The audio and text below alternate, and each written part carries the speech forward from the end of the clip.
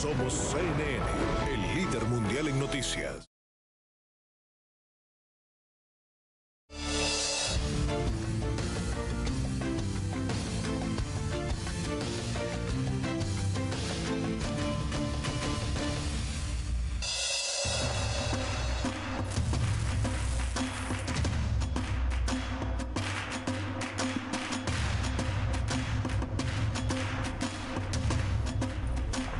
¿Qué tal? ¿Cómo estamos? Buenas noches, un placer saludarles. Soy Fernando del Rincón. Hoy es viernes. Algunos de nosotros sobrevivimos la semana. Así es, algunos nada más, porque 49 al menos murieron en un ataque atroz. Vamos a estar hablando de lo que ocurrió en Nueva Zelanda, en lo que algunos califican como un ataque terrorista y otros califican como un tema supremacista. Sí, cada quien tiene su perspectiva. La realidad es que son vidas que se han perdido de nueva cuenta, de forma violenta. Y también vamos a estar hablando, por supuesto, de Venezuela. Una golpiza, terrible golpiza, a un colega periodista polaco. Y con otro periodista hablaremos de qué pasa en aquellos países que apoyan al régimen de Maduro. ¿Cómo es que se ven las noticias de Venezuela en esos países? Turquía, por ejemplo. Hoy me va a acompañar un periodista turco que entrevistó a Juan Guaidó y que no encontró eco para la entrevista. Por lo menos cuando lo encontró, el titular dejaba mucho que desear. De esto hablamos hoy, así que iniciemos de una vez.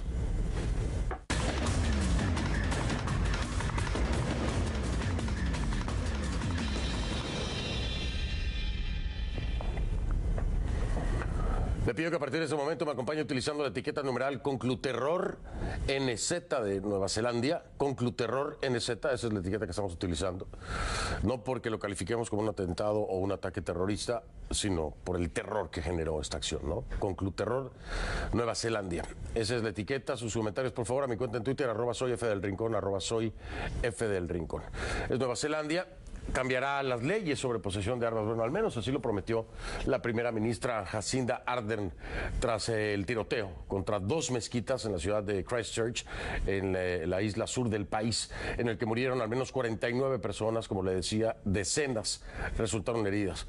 El principal sospechoso, desde hace unas horas imputado, usó un total de 5 armas, 2 semiautomáticas, 2 escopetas y un rifle de palanca. Tenía licencia para portar armas desde noviembre de 2017 y comenzó a comprar las armas legalmente un mes después. La policía también localizó 2 explosivos caseros en un vehículo. No hay precedentes de una atrocidad así en la historia de Nueva Zelanda, pero vamos con nuestro José Levi para ampliar los hechos. Hola, Fernando. Cuánta indignación. No se comprende cómo un ser humano puede llegar a tanto odio, a llevar a cabo una masacre incomprensible. Es por esto que hemos visto ahora esta vigilia en la zona de la mezquita de El Nur, donde la mayoría de las personas perdieron la vida. Ahí había representantes de tantas naciones que las víctimas llegaron de ellas, y lo que sí es que la primera ministra de Nueva Zelanda expresó su horror y también dijo que no se va a permitir más que las leyes sobre el tema de armas continúen como hasta ahora.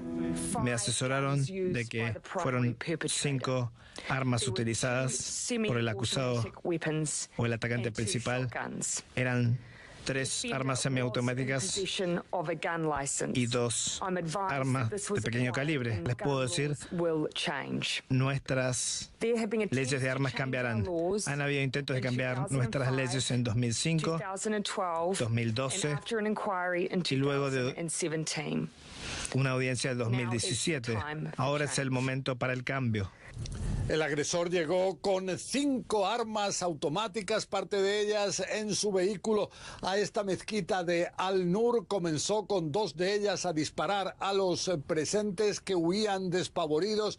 Cientos de personas se encontraban rezando en el interior, pero él llegó, primero abrió fuego contra la zona de hombres, luego contra la zona de mujeres. Simplemente los que estaban dentro no sabían a dónde huir. Una de las veces rompieron una puerta de cristal para poder escaparse. Niños que gritaban desesperados, despavoridos, y todo esto se prolongó en un verdadero baño de sangre durante 20 minutos que el agresor se esforzó inclusive en transmitir a través de su cuenta de Facebook, pues tenía una cámara en el casco.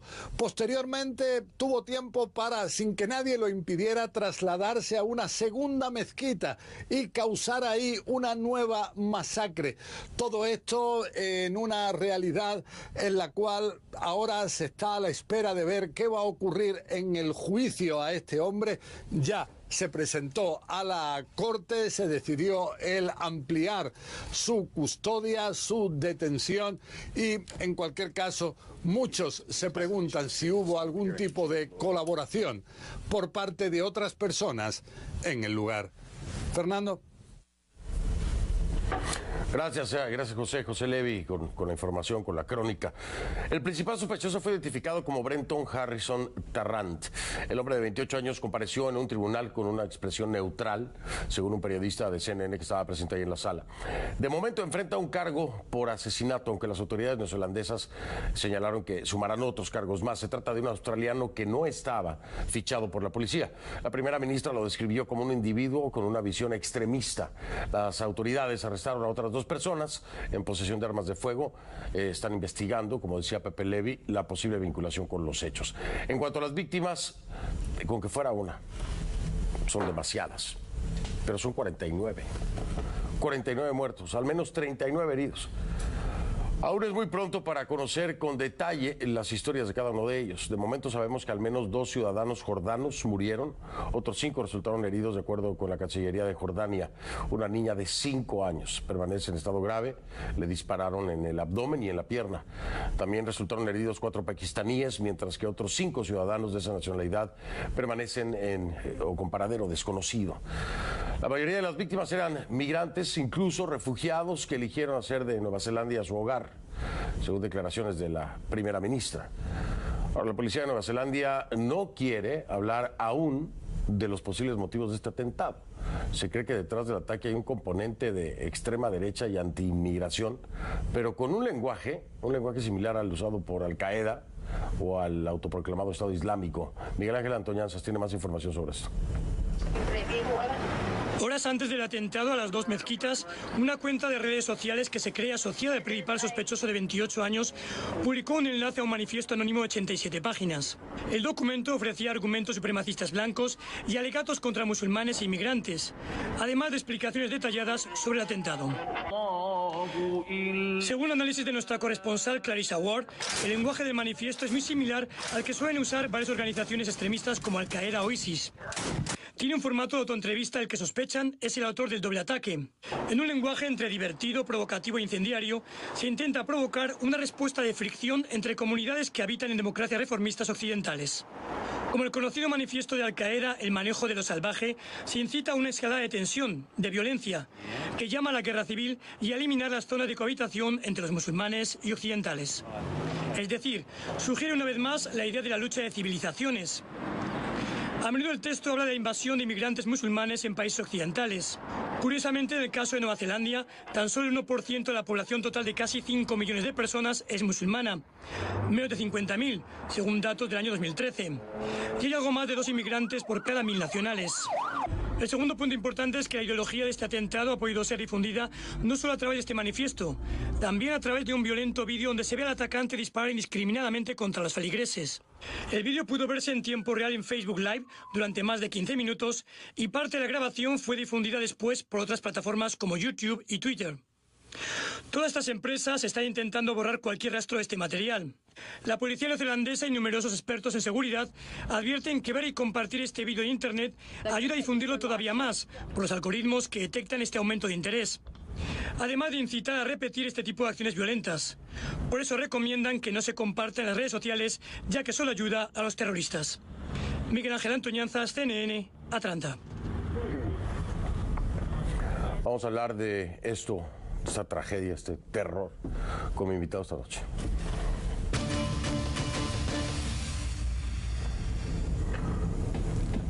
Como siempre, le doy la bienvenida a Wilfredo Amir Ruiz, capellán musulmán, director de comunicaciones del Consejo de Relaciones Estadounidenses Islámicas. Es CAIR en español, por sus siglas en inglés. Wilfredo, siempre es un placer. Fernando, un abrazo. Gracias por tenernos aquí. A mí me agrada siempre que estés, pero me molesta y me duele mucho que estés en estas condiciones, porque lo hemos hecho, hermano, ¿cuántas veces desde que te conozco?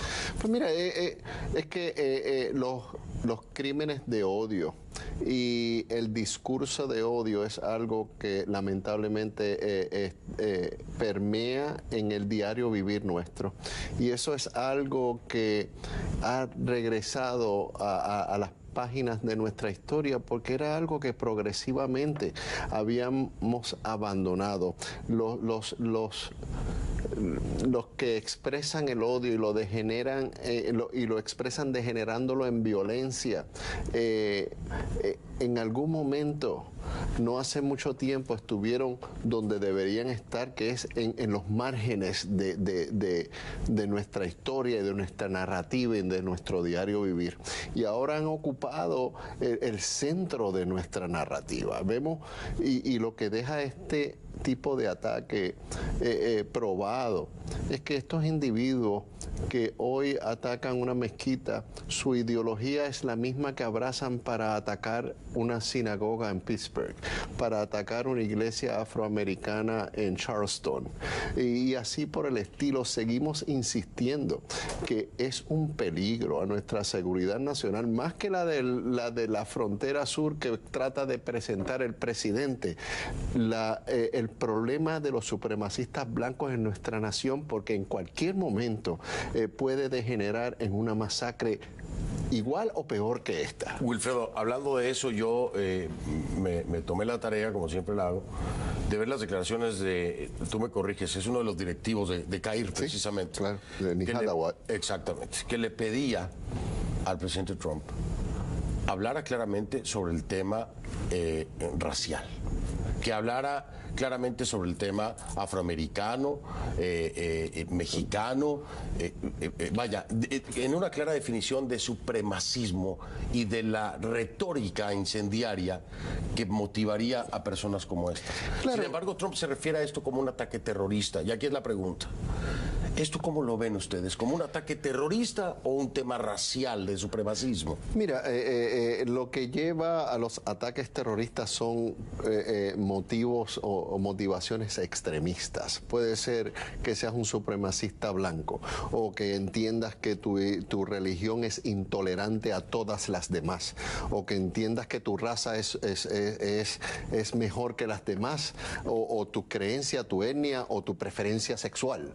Y en ese sentido, el discurso del presidente y la falta de condena unánime de nuestra clase política a ese discurso definitivamente facilita que estos degenerados le abracen y le tomen, como en este caso, que le tomen como una referencia para validar su extremismo y en este caso su crimen. Si el presidente es directamente responsable por esto, no. Si el presidente tiene responsabilidad, alguna responsabilidad por esto, sí. Porque cuando un presidente que se presenta a la nación y públicamente dice que el Islam nos odia y públicamente insiste en presentar las minorías étnicas, raciales o religiosas como un problema de seguridad nacional, está poniendo y exponiendo a esas minorías precisamente a ser víctimas y blancos de en unos casos menos graves, de ataques de odio que no degeneran en este tipo de masacre como degeneró en el caso de Nueva Zelanda. Lo definirías como corresponsabilidad, ¿no? Entonces algunos dirán en casa, pero ¿por qué estamos hablando de Trump y de la retórica de Trump cuando esto ocurre en Nueva Zelanda? Y es la misma pregunta que Claro, porque este individuo, este asesino, en su manifiesto mencionó que se inspiraba y respetaba las posiciones intolerantes y xenófobas del presidente Trump.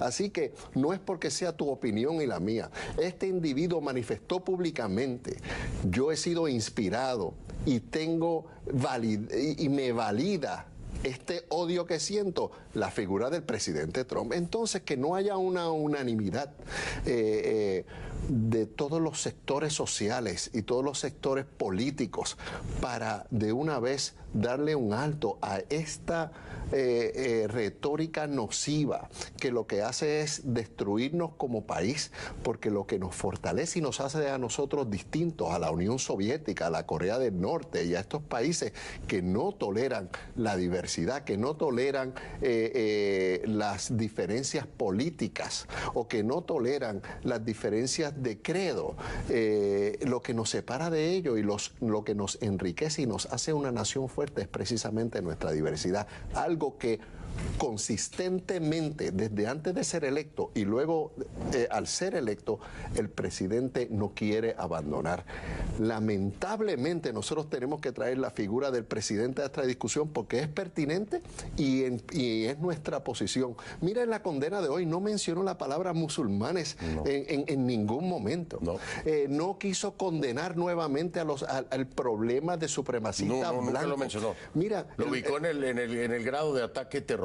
Ahora, déjame interrumpirte ahí para aprovechar un poquito el tiempo porque tengo el programa muy cargado, pero nos damos cuenta, o de acuerdo a esto que ocurre hoy, esta tragedia en Nueva Zelanda, dirías tú que el mensaje que a nivel nacional hay en la retórica de Trump se ha convertido en un problema global ya? Lo es, claro que sí, y vemos como muchos líderes políticos en Europa y muchos otros líderes que abrazan la extrema derecha muy pronto hacen referencia a la simpatía que le tienen a las posiciones del presidente Trump. ¿Por qué la clase política, a qué atribuyes tú que la clase política estadounidense, republicanos y demócratas, no hayan puesto un alto? Porque esto ha sido criticado en ambos frentes, vamos a dejarlo claro, Claro, no solo el lado demócrata, el lado republicano también ha hablado de la retórica del presidente Trump. Yo creo que la mayoría de la clase política sí condena la xenofobia y las expresiones de terror que pueden degenerar en los crímenes de odio que estamos viendo.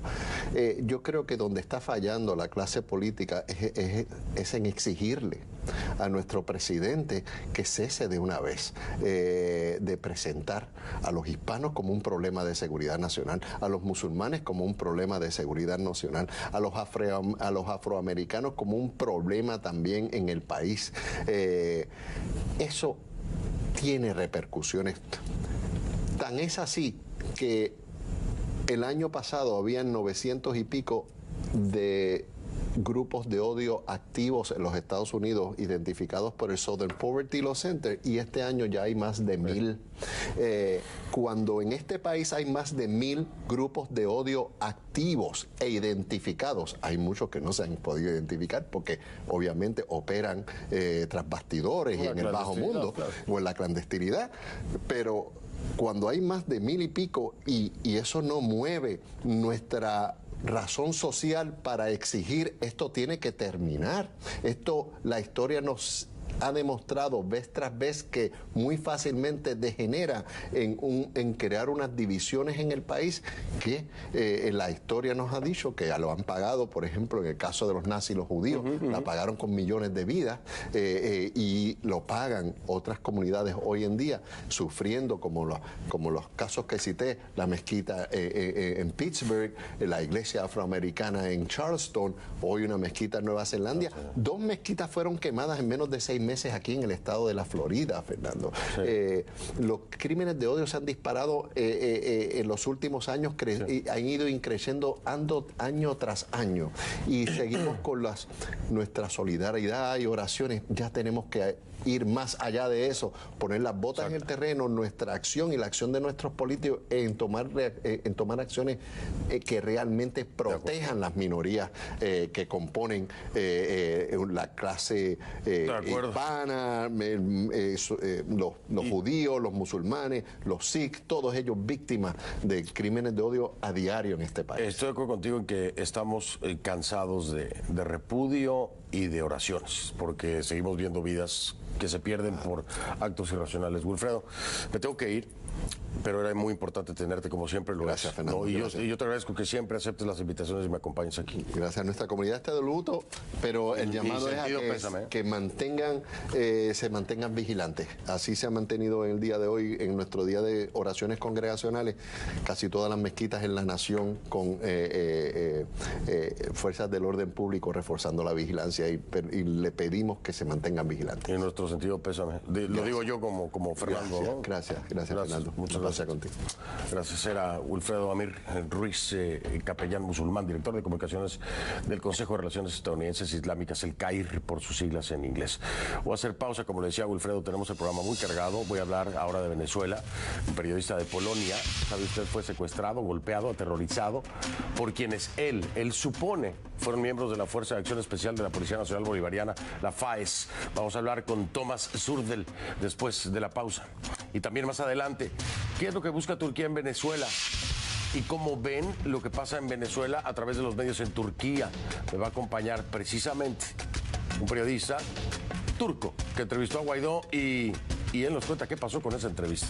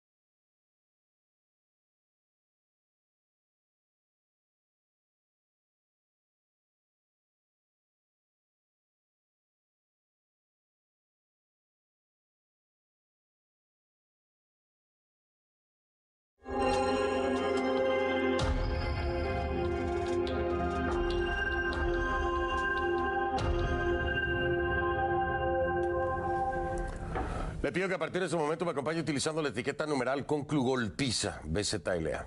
Conclugolpiza, BZLA, ahí está en pantalla. Es una golpiza terrible la que le propinaron a nuestro colega. Sus comentarios con esta etiqueta, por favor, a mi cuenta en Twitter, @soyfdelrincón, @soyfdelrincón. Le estoy hablando de que de nueva cuenta un periodista vuelve a ser víctima en Venezuela. Una vez más, la denuncia viene acompañada de un documento gráfico. Le quiero advertir que la imagen que va a ver a continuación pues es fuerte, puede herir su susceptibilidad, así que tome sus precauciones. Hecha esta advertencia, le voy a mostrar el rostro de mi colega después de la golpiza en pantalla. Él se llama Tomás Surdel, periodista polaco, golpeado este jueves. Ahí está en pantalla. Mire usted. Él sostiene que los responsables fueron miembros de la Fuerza de Acción Especial de la Policía Nacional Bolivariana, la FAES, por sus siglas. Surdel contó a CNN que después de salir del consulado de Polonia en Caracas, y a eso de las 10:30 de la noche lo pararon en un punto de control policial. Sin embargo, lo que encontró fue hombres enmascarados que tras pedirle la identificación le ordenaron que saliera del carro, le pusieron una capucha, comenzaron a golpearle la cara. El horror continuó cuando después de quitarle la capucha se encontró con el cañón de una pistola apuntándole. En ese momento alguien gritó "dispárale", y uno de los hombres le disparó con un arma que afortunadamente estaba descargada. El periodista cuenta que los sujetos se rieron y se fueron. Surdel asegura que uno de los encapuchados, tenía en la manga el logotipo de la Policía Nacional Bolivariana. En un comunicado, el Instituto Nacional de Prensa ha repudiado este ataque contra Surdel y demanda que los culpables sean llevados ante la justicia. CNN, por supuesto, no ha podido confirmar de manera independiente esta información. Hemos contactado a las autoridades y, como ya es costumbre, como siempre nos pasa, no obtenemos ninguna respuesta.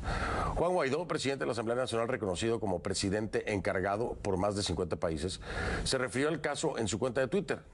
Rechazó lo que calificó de vil agresión, señalando que el cese de la usurpación es el final de los que atropellan a quienes llevan la verdad de Venezuela, en este caso, los periodistas, Vamos a conversar con mi colega, que afortunadamente está aquí para contarlo.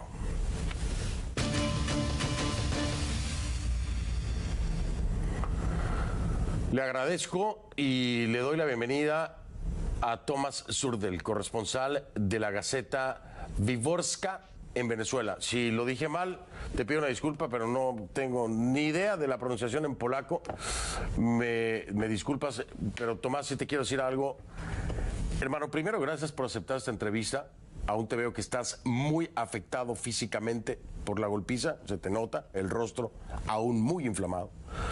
Pero me alegra que estés aquí para contarlo. Tomás, ¿cómo te sientes?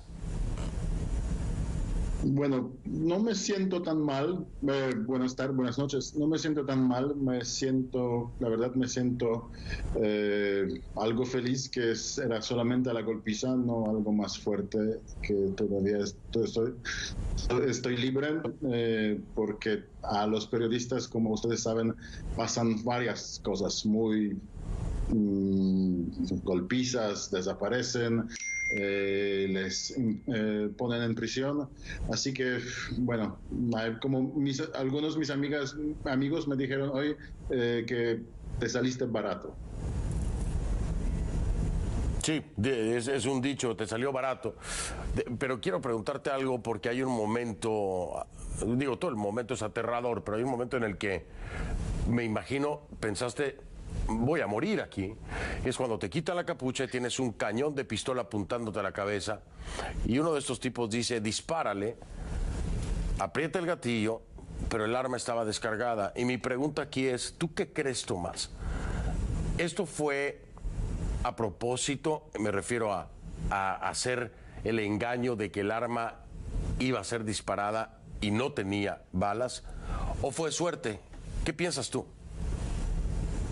Bueno, la verdad que yo pienso que eso fue a propósito, porque si ellos de verdad querían matarme, pudieran disparar otra vez. Había como 6 o 8 uniformados, todos tenían armas, entonces si una de las armas no disparó, podían servirse de una otra.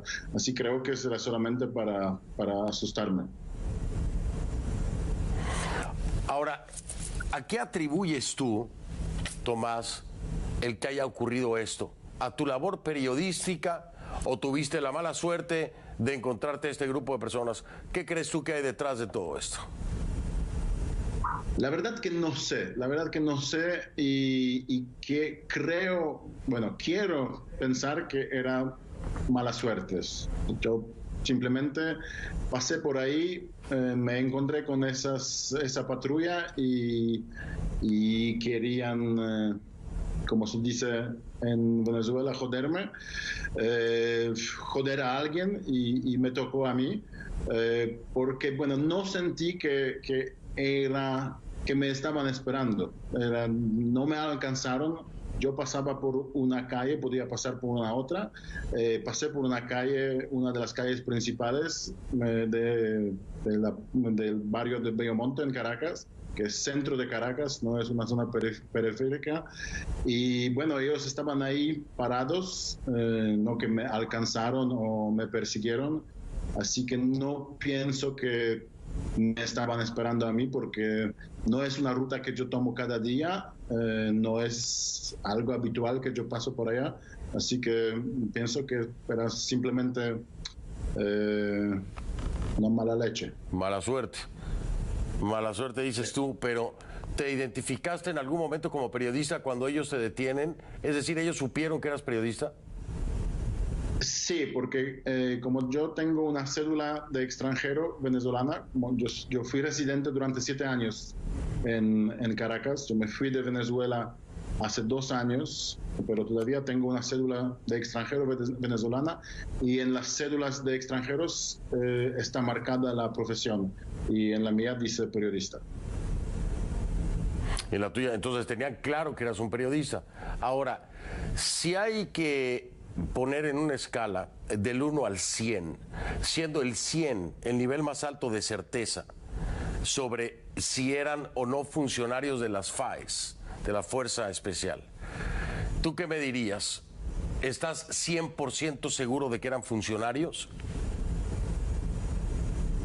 Bueno, estoy 99%. En Venezuela no se sabe nunca, pero en 99% estoy seguro que eran funcionarios de fuerzas públicas.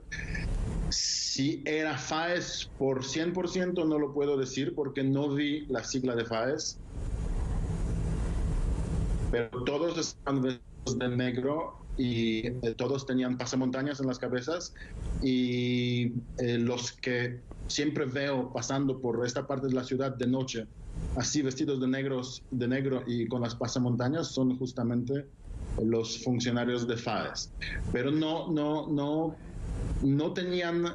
Eso me sorprendió bastante, que en el momento que uno de los funcionarios me pidió la cédula y se fue hacia la camioneta con la cédula, entonces en ese momento me dio espalda. Y en Venezuela todas las fuerzas policiales tienen una identificación atrás, dice Guardia Nacional, o dice justamente FAES, dice CICP, y ellos no tenían nada en la espalda, solamente se veían las bandas de velcro en las cuales normalmente se pone la identificación del cuerpo policial. Sin embargo, pudiste ver un logotipo por lo menos de funcionarios, ¿no?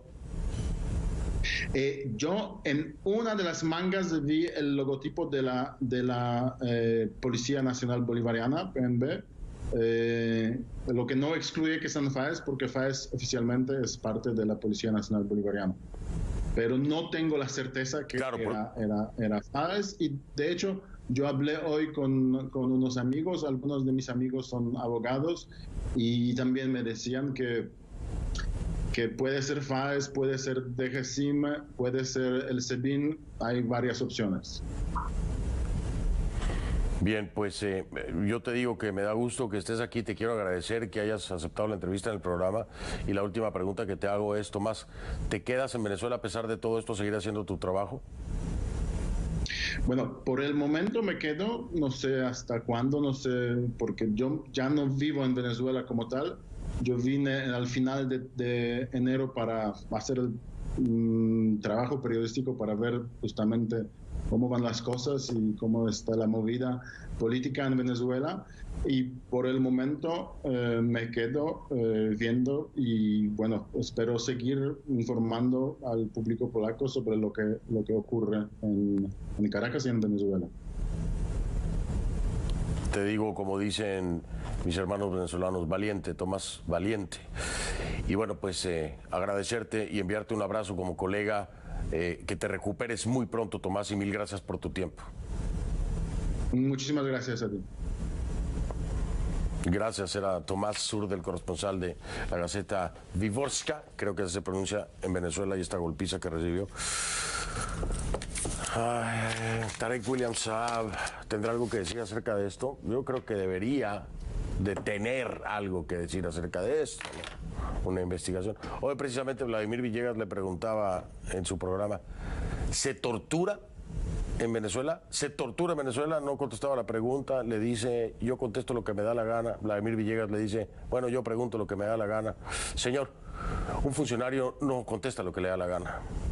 Un funcionario contesta lo que tiene que responder de acuerdo a su cargo y su función. Usted dice que es el fiscal. Usted responda como fiscal. Usted tiene las pruebas y los hechos. Aquí hay un acto en el que presuntamente y posiblemente están involucrados en una agresión a un periodista extranjero, miembros de la Policía Nacional Bolivariana. Presuntamente. ¿Qué va a hacer Tarek William Saab? Responda como fiscal, no como se le dé la gana. Y a eso tiene que responder. Voy a hacer una pausa, regreso, voy a ir a Turquía para saber qué es lo que pasa con estos países que apoyan al régimen de Maduro. ¿Cómo es que se ve el conflicto en Venezuela, la emergencia humanitaria, el apagón? ¿O se ve al menos? Ya regreso con mi invitado.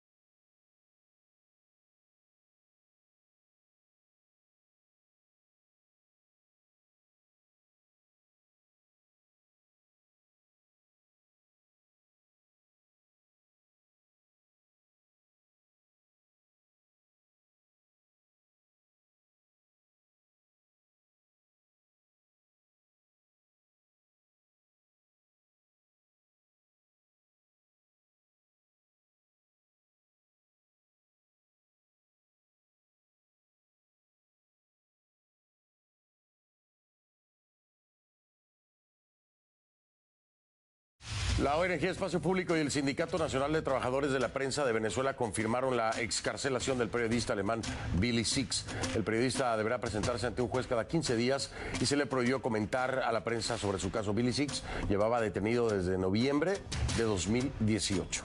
Ya vengo.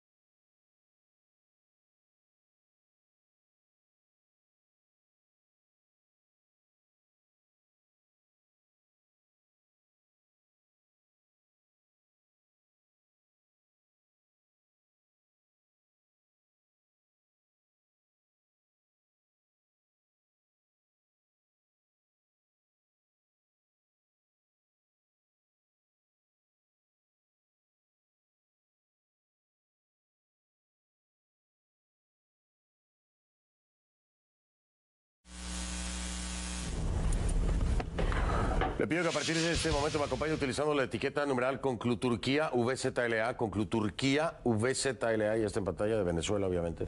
Concluturquía VZLA. @soy F del Rincón, esa es la cuenta en Twitter, sus comentarios con esta etiqueta, porque ante la crisis económica, social y política que enfrenta Venezuela, Estados Unidos y otros países se aventuran a decir que Nicolás Maduro tiene los días contados.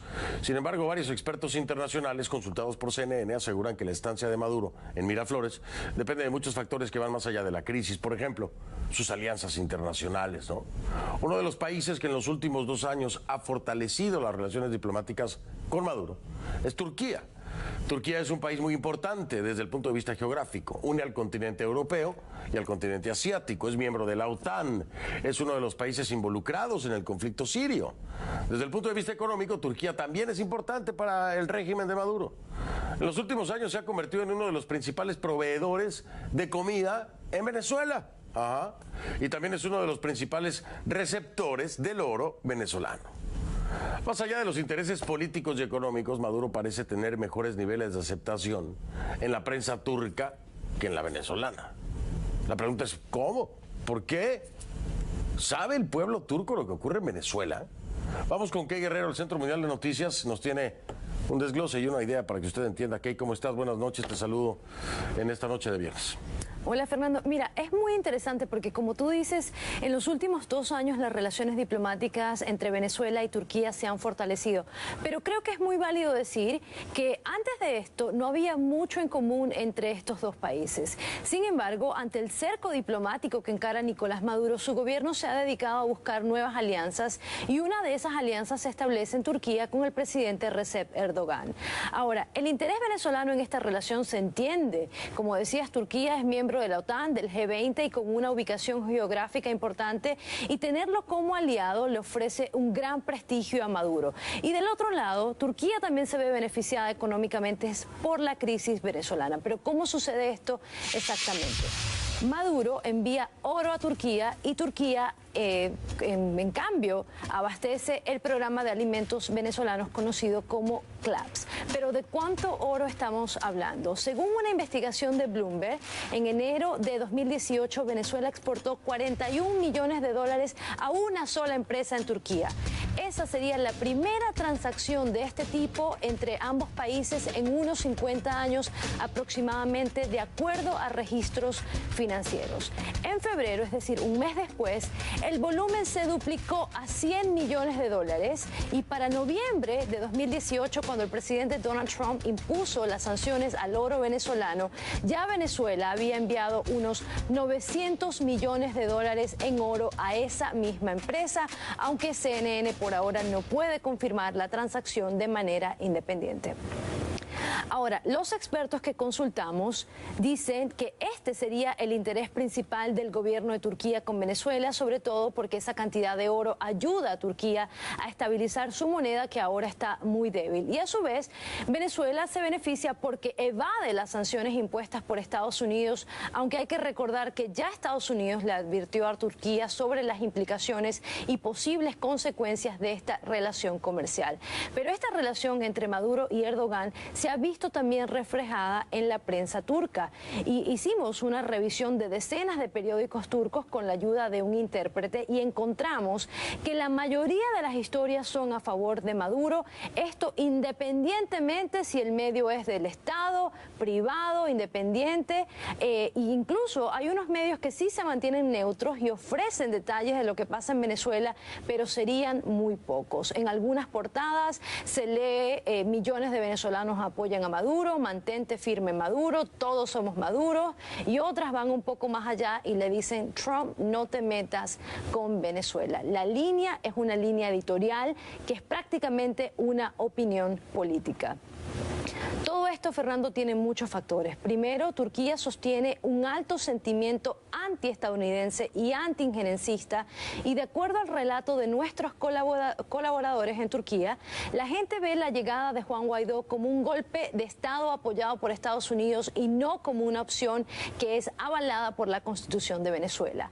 Además, hay poco interés sobre el tema Venezuela y por ende se desconoce la realidad del país. No se sabe que hay escasez de comida, de medicinas medicina, que hay pobreza, que es la inflación más alta del mundo, que se violan los derechos humanos, que hay detenciones arbitrarias, asesinatos, desapariciones, etcétera, y desconocen también el inmenso apoyo que Guaidó tiene en el país. En realidad parece que Maduro es más popular en Turquía que en Venezuela, al menos así lo expresa la prensa, y si queda duda sobre ese apoyo, solo falta ver esta foto. Es un mapa de Twitter sobre la etiqueta Yo soy Maduro. Esa etiqueta fue tendencia el pasado 23 de enero cuando Guaidó fue reconocido por varios países como presidente encargado de Venezuela. Pero si se fijan, la mayoría de los usuarios que usaron esa etiqueta estaban en Turquía. Muy pocos puntos en Europa y solo 2 puntitos pequeños en Venezuela. Por ahora, Fernando, también la única entrevista de Juan Guaidó en Turquía la hizo el periodista turco Ibrahim Haskologlu. Él dice a CNN que solo un medio la reportó y que además titularon a Guaidó como un presidente pirata. El periodista dice que fue criticado por algunos de sus colegas por entrevistar a Guaidó. Todos estos elementos entonces demuestran que en Turquía el apoyo a Maduro parece ser más un concepto de ideología y de sentimiento estadounidense y no necesariamente por estar al tanto de la calamidad en Venezuela, Fernando. Interesante, muy interesante, Key, profundizando ahí con el tema en Turquía. Bueno, Key, buen fin de semana, descansa, gran trabajo toda la semana. Gracias, Fernando, buenas noches. Buenas noches, Key Guerrero. La encuentra en Twitter como @KGuerreroCNN, @KGuerreroCNN. Voy a hacer pausa. Al regresar voy a hablar precisamente con él, con Ibrahim Haskologlu. Es el periodista turco que nos acompaña desde Malatya, Turquía, y entrevistó a Juan Guaidó. ¿Qué fue lo que pasó después de eso? Ahí está Ibrahim. Ya regreso con él en un momento. La entrevista será en inglés con traducción simultánea, así que no se preocupen.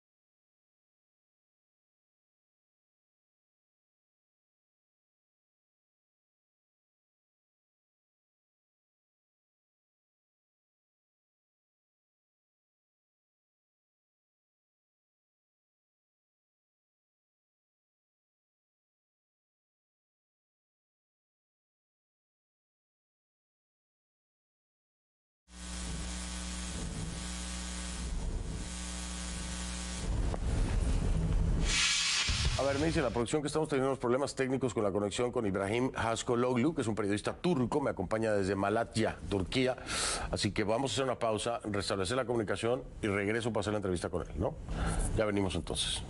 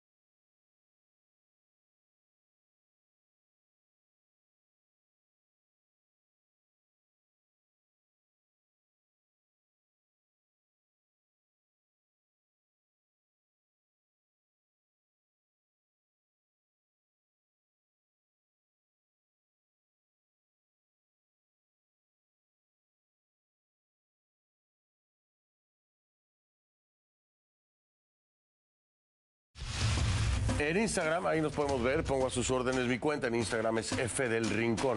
F del Rincón es la cuenta en Instagram. Ahí los veo. Muchas gracias.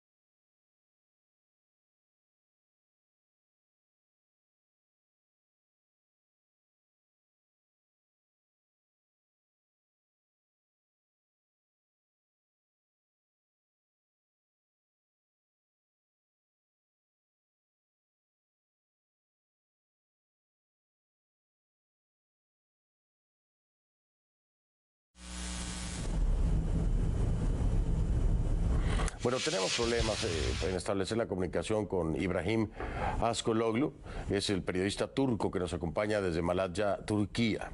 Y mire usted, queda muy poco tiempo de programa, así que no quiero desperdiciar la entrevista para poder entender cómo es que en Turquía tiene mayor apoyo Nicolás Maduro, incluso más apoyo que en cualquier otro lado, ¿no? Más apoyo que en Venezuela, que en cualquier lado. ¿Y cómo es que en Turquía se está reportando la crisis humanitaria que se vive en Venezuela? ¿Y qué pasó también con la entrevista que el único periodista turco le hace a Juan Guaidó? Y termina con un titular completamente tergiversado. Hay muchas cosas que hablar para entender por qué estos países que apoyan a Maduro, su población entiende la situación en Venezuela de otra forma.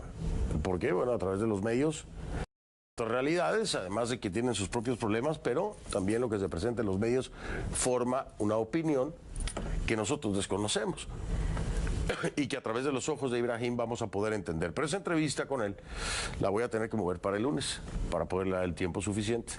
Y a mi equipo de producción está trabajando con Ibrahim para poderlo tener el próximo lunes. Así que, como queda poco tiempo, lo que le quiero presentar también es muy importante y es continuación del primer tema que esta noche le presentaba. Es el presidente Trump, que llamó al primer ministro de Nueva Zelanda en su ceremonia para vetar el rechazo del Congreso a su declaración de emergencia para la frontera.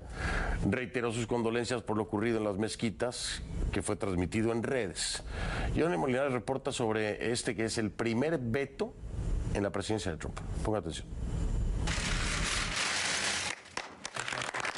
Es el primer veto de la presidencia de Donald Trump. Y así seguirá adelante con su objetivo de construir el muro en la frontera con México al reprogramar más de $8.000 millones, en su mayoría del Pentágono, y de lo que decomisa el Departamento del Tesoro. Como presidente, la protección de la nación es mi deber principal. Ayer el Congreso aprobó una resolución peligrosa que, si es promulgada, pondría en peligro la vida de muchas personas. La resolución propuesta por los demócratas eliminaría la declaración de emergencia del mes pasado. Es una emergencia nacional. El voto del Senado el jueves fue un golpe político para la Casa Blanca, que no logró mantener al mínimo el número de republicanos que desaprueban la declaración de emergencia. Y debo agradecer a los republicanos, gente excelente, a los senadores republicanos que nos apoyaron y apoyaron la seguridad fronteriza e hicieron lo que debían para mantener segura a la nación.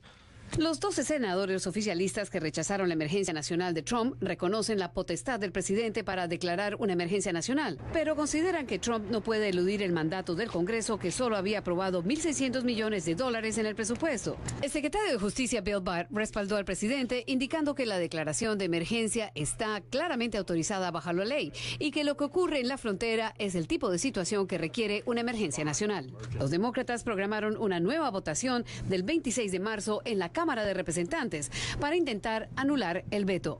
No será fácil. Se necesitan 2/3 partes de los votos en la Cámara y también en el Senado para pasarle por encima a Trump. Algunos esperan poder conseguir esos votos ahora que los legisladores estarán en sus distritos la próxima semana. No tenemos los votos para invalidar ese veto, pero una vez mis colegas comiencen a entender que esos recortes van a tener consecuencias en sus propios distritos y estados, a lo mejor van a pensar diferente para anular ese veto, cuando el presidente está usando dinero que el Congreso se rehusó a dar para una emergencia falsa. Por ahora, el presidente puede disponer el dinero para el muro, una promesa de campaña que no ha podido concretar en sus primeros 2 años de gobierno y que espera ahora cumplir antes de las elecciones de 2020. Y le tengo información de último momento acerca de Nueva Zelanda. La primera ministra volvió a hablar con la prensa. Jacinda Ardern está describiendo las gestiones que se está haciendo para contactar a los familiares de las víctimas y en general ayudar a la comunidad musulmana del país a lidiar con la serie de funerales que habrá en los próximos días. La premier agrega que la policía garantiza que no hay amenazas pendientes, de subrayo, que no hay amenazas pendientes. Son casi las 4 de la tarde del sábado allá en Nueva Zelanda. Esta es la información más reciente. Le repito, ustedes están ayudando precisamente, en palabras de la primera ministra, a hacer las gestiones necesarias para contactar a familiares de víctimas y ayudar a la comunidad musulmana en el país a lidiar con la serie de funerales que habrá en los próximos días. También subrayarlo, esto es muy importante, la policía garantiza que no hay amenazas pendientes cuando son casi las 4 de la tarde del sábado allá en Nueva Zelanda. Esta es la información más reciente de esta terrible tragedia que sacude al mundo, con 49 muertos y un alto impacto a través de las redes sociales, porque el atacante además transmitía en vivo a través de Facebook. Bueno, yo soy Fernando del Rincón, como le digo, subráyelo, valórelo, entiéndalo. Es viernes, algunos de nosotros sobrevivimos la semana. Si me lo permite, nos vemos el lunes. Que pase lo mejor que pueda el fin de semana.